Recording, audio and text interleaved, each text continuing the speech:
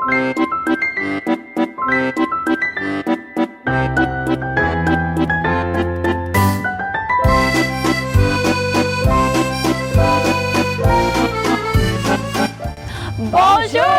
And welcome to Book Days. Today's adventure has brought us to Paris, Texas, where I'm joined by Mayor Paula, Portugal, and Library Director Tim DeGhelder. We are so excited to show off Paris, Texas, compared to Paris, France, from the classic book Madeline. But before we explore this amazing town, let's read Madeline. I'm so excited to share with you the classic Madeline by Ludwig Bemelmans. Aw, that is such a classic, Madeline. Well, I am so excited to show off Paris, Texas, as it relates to Paris, France, the setting of this dear book, Madeline. The first landmark here in Paris, Texas that we'd like to show you is the Eiffel Tower. Who knew that there are more Eiffel Towers than just the one in Paris, France? Paula, can you talk a little bit about this wonderful landmark here in Paris, Texas? I sure can. We love our Eiffel Tower. It was built in 1994, and the red cowboy hat was added in 1998. It's visited by people from all over the world. People come here just to get engaged or even married under this Eiffel Tower. We're very proud that they've chosen Paris, Texas, and we hope you will too. The cowboy hat was copied by an artist, and he used as his model a veterinarian's cowboy hat. And Dr. Riddle worked on many a pet and many a cow and a horse in his day. It has a feather in the cap that is almost 3 feet long. Wow. So it's really something to see. That is fantastic. And you were telling me earlier that this Eiffel Tower is actually illuminated by the same system at night as the Eiffel Tower in France. Can you speak a little bit about that? Well, I can. It's just not as big but as the one in Paris, France. But the lights, it puts on a show that everyone enjoys. And it's a 65-foot tower. So when you think about that, that's a lot of lights for a small town like us. No doubt. What a precious landmark. And I love how it's Texanized with a cowboy hat. How classic is that? Well, I can't wait to show them the rest of Paris, Texas in regards to the book Madeline. So why don't we show them a few more landmarks? Let's go. The first stop of our visit to Paris, Texas is here at this special house that looks like the big house covered with vines in the book. And I'm here with Sandra, our docent of the day or tour guide of the Sam Bell Maxey House. This house is brimming with history of Paris, Texas, and I'm so excited to share it with you all today. So Sandra, I'm going to let you take it from here and just tell us all about this beautiful house. So the house you're looking at, the Maxey's house, was built in 1868 by Sam Bell Maxey, right after the Civil War. And we're going to go around to the side door and we're going to start a tour of the house. Fantastic. Lead the way. So when you come into the Sam Bell Maxey house, we would have been coming in on a horse and buggy or walking during the 1860s, 70s. Wow. And we probably would have been greeted by the Maxeys or one of their family members. And we would have been escorted in over to this beautiful Charles Eastlake style hall tree, which has been in the house since the house was built. Wow. And this is where we would have put our hats, our coats, our canes, our gloves, whatever we were wearing. And so we would put the hats on the kids, and since it was during Victorian time, if we were outside as a woman, we would have our parasol and we would come in, and so that way you would be all ready for your visit. So now you can put your items on the hall tree since you're coming to visit, and that's what we would do. And so that just goes over here in the rack. And then you would set your hat on one of the pegs on the hall tree. There you go. Now, if Madeline came to visit, would she put her hat here as well? Oh, yes, definitely. That's where her hat would go. And if she brought gloves in or anything, her coat, we would be able to hang everything that she had right here on the hall tree. I don't think there's room enough for 12 of them. They'd probably have to stack them. They probably would, but look, we have different ones, so we'll put a couple on each one. I love it. And then now we'll go into the dining room. The dining room. And the dining room is the women's domain. So the women were the light of the house. We were responsible for making it happy in the house. And this is the Maxie's original moss rose china from Limoges, France, and their original silverware that you see on the table. Wow. And you can see it has little M's on it for Maxie. Ooh, fancy. So when we came to eat, of course, everything had to be done on open flame. So when it was time to eat, you better be dressed for dinner, properly dressed and seated. And we would be seated, and then they would ring the bell, and the servants would come in from the walkway from the kitchen and bring in our food or pick up our soup bowls and lay something else out. I love this dining room. Do you ever think that they would have held a lot of people in here, like 12 little girls? Oh, yes, because we can extend the table. So we have enough room so Madeline and all of her friends can sit down at the table here and eat. Fantastic. That's one of my favorite parts of the book, them all sitting down. You need 12 plates at the table, 12 beds, 12 everything. You do. And luckily we would have been able to serve them here. Oh, that's fantastic. Madeline could have eaten here. So is there a bedroom in this house that would have been somewhat equivalent to Madeline's bedroom? I know it's really hard to put 12 little girls in one room. No, they wouldn't have. And in fact, we never knew what the rooms looked like on this side of the house. So we have them blocked off right now. And we just have all our extra things stored in it, all our extra artifacts in it. But we would have had to fit all 12 of them in one room. Wow, that would have been crazy. But it's fun to see how things were different during that time. Because during that time, you have to remember, Madeline wouldn't have been able to own anything. She wouldn't have been able to vote when the house was built. Yes. So this would have been a completely different time period for us. She couldn't have been mayor. And she couldn't have been mayor. She couldn't That's have been right. mayor. So this is just fantastic. So thank you all for coming, and I hope Madeline has a good time and that we hope to see her here someday. It was such a joy to see this big house that just really resembles the house in the book, the great big house that was covered with vines with 12 little girls in 2 straight lines.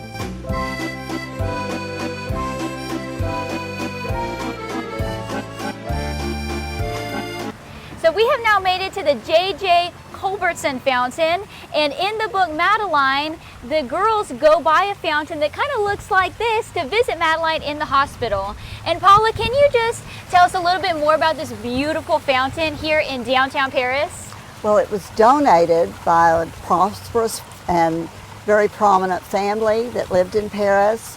He was in the cotton gin business, which was very lucrative at that time. And the square had originally been a gathering place for farmers to bring their goods to market. And so it was not the most appealing atmosphere.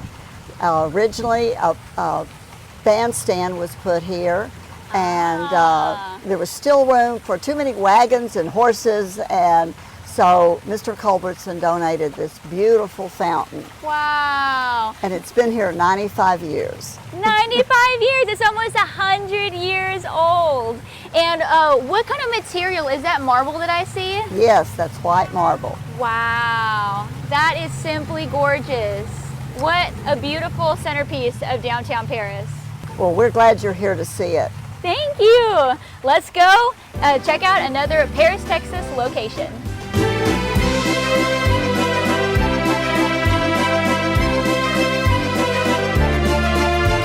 So we have made it here to the plaza, and this building is somewhat similar to the Opera House featured in Madeline. So Tim, can you tell us a little bit about this historic community theater? Well, our community theater is right in the center of town. It allows citizens to make a production of a play, or maybe do some singing, or to show their talents to all the other community members. And I believe it's the longest running community theater in Texas. Oh, wow.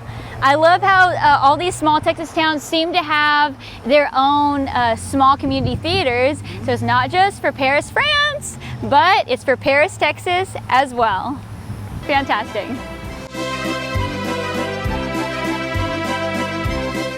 So now I'm joined with Becky Simple, Director of Tourism here in Paris, Texas, and we are now in front of the old post office here in Paris. Becky, can you share a little bit about the history of this building? Yes, I can.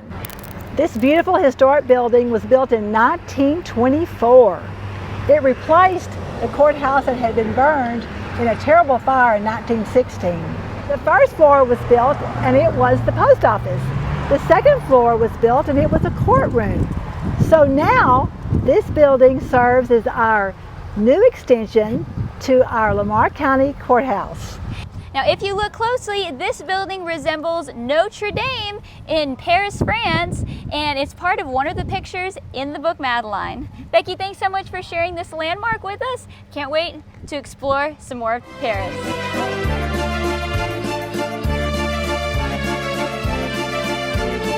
So our next landmark of Paris is the First Methodist Church here in downtown Paris. Paula, can you tell us a little bit about this wonderful church of your city? Oh, I'd be glad to, Cassie.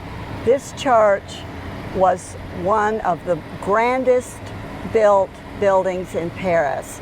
And the Methodists had a presence here in Lamar County in Paris, Texas, since the 1840s. When this building was built, it was grand. It was put in a place of honor in the community and has been ever since. It's on the National Historic Register, and it's in the classical revival architectural style with a touch of Mediterranean from the tiles that you see on the roof. At one time, that roof could be entirely lifted by pulleys for ventilation, because of course it was before the days of air conditioning. The church recently, over the last 4 years, has done a $1 million plus renovation, and they used forensic painters who came in and peeled all the layers of paint back and found the original colors and how the original art that was painted around the building sanctuary looked. So it's quite a wonderful jewel in our town, and I hope you'll come visit. No doubt, it really is. And this landmark, it represents the Hotel des Invalides in France in the book Madeline. So we're off to our next location here in Paris, Texas.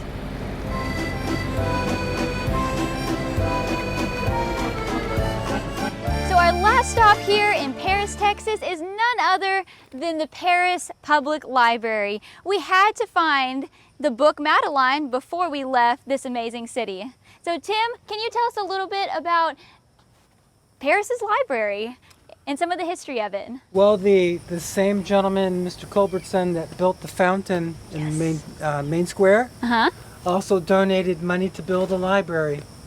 In 1926, citizens came together to form a library in their home. Wow. And Mr. Culbertson donated $50,000 back in 1930. Wow. To build this library. It took him a year to build. It opened in 1932.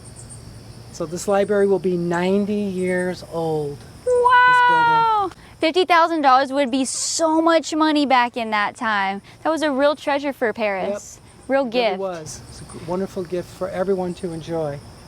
So shall we go inside? Let's go inside. All right, let's go.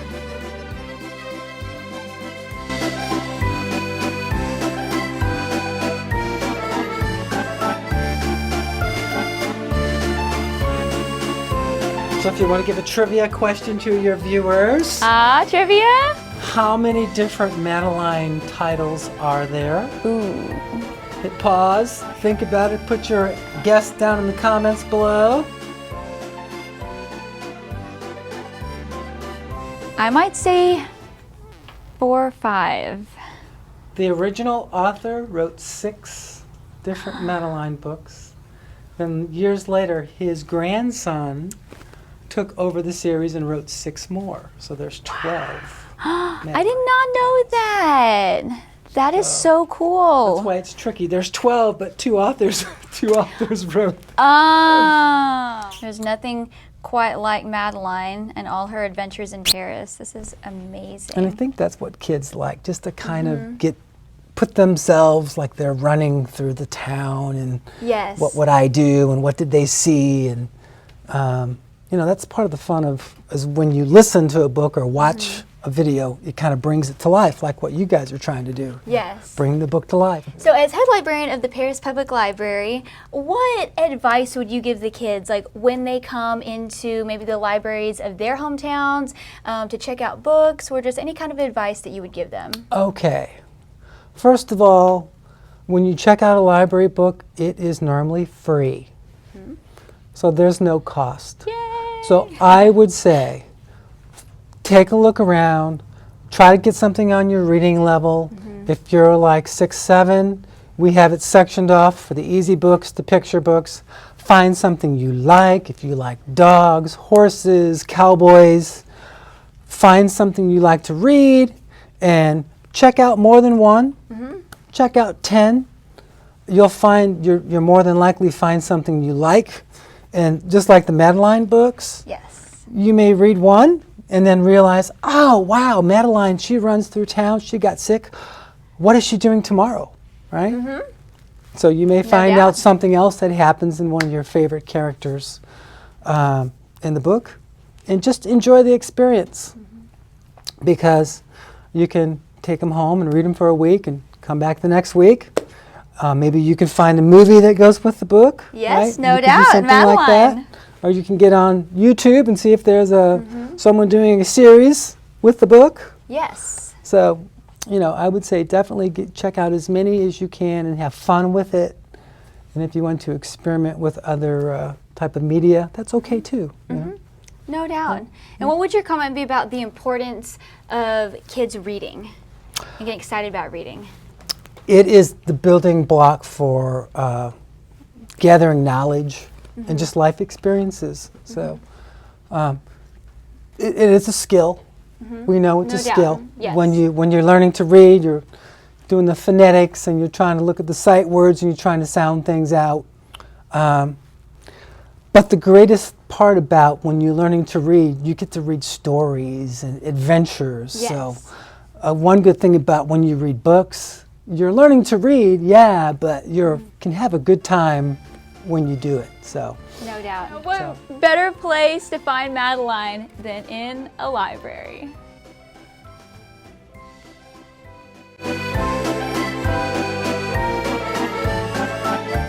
Thanks so much for joining us on our tour of Paris, Texas. We hope that you've enjoyed seeing this gem as it compares to the book Madeline in Paris, France. Be sure to subscribe so you don't miss any of our upcoming adventures. And if you want to support this program, be sure to become a patron on our website, bookdays.org. And from all of us here in Paris, Texas, au revoir. Au revoir.